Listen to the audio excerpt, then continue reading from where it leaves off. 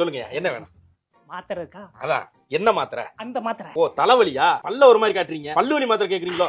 கால் வலியா? அதுக்கும் மேலையா? அதுக்கு மேலனா முட்டி தான் இருக்கு. முட்டி வலியா? முந்தானே தானே மாத்திரை கொடுத்தேன். ஐயோ, அதுக்கு கொஞ்சம் மேலையா? அதுக்கு கொஞ்சம் மேல தொட தான் இருக்கு. தொட வலியா இருக்குமோ? அந்த மாத்திரை.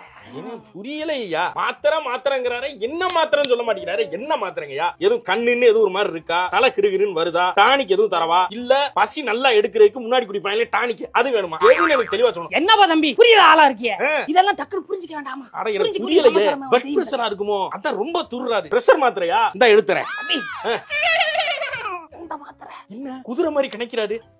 சச்சா இருக்காது ஐயா. என்னன்னு எனக்கு தெளிவா சொன்னாதான் எனக்கு புரியும். இங்க பாருங்க, நான் மெடிக்கல் ஷாப் தான் வச்சிருக்கேன். நான் டாக்டர் கிடையாது. நீங்க டாக்டர் பிரிஸ்கிரிப்ஷன் வாங்கிட்டு வாங்க. தம்பி கல்யாணம் ஆகல. பின்ன எப்படி ஆகும்? இந்த லட்சணத்துல இருந்தா உனக்கு எப்படி கல்யாணம் ஆகும்? இது கூட புரியாம இருந்துட்டு இருக்கீங்க. இதுக்கு அதுக்கு என்னையா சம்பந்தம்? உனக்கு என்ன மாத்திரை வேணும்? யா, காது சொல்லி தொலையா.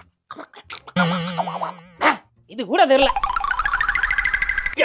பாஸ்தா மண்டையா, என்ன பார்த்தா உனக்கு எப்படா தெரியுது? அந்த மாதிரி மாத்திரைய என்ன தெனாவட்டா என் காதுக்குள்ள வந்து கேக்குறேன். 3 நாளைக்கு முன்னாடி முட்டி ப்ராப்ளம் வந்தியே, அந்த மாத்திரையை போட்டு என்ன பண்ண போற நீ? இங்க பார், இன்னொரு வாட்டி மெடிக்கல் ஷாப் பக்கத்துல உன்னை பார்த்து விஷ ஊசியை போட்டு தள்ளிடும். பாத்து போய முடியல. என்ன மாத்திரை கேட்கலாம் பாரு. பிஞ்சு செருப்பு பிஞ்சு. விடுங்க ஆளை மண்டையை பாரு.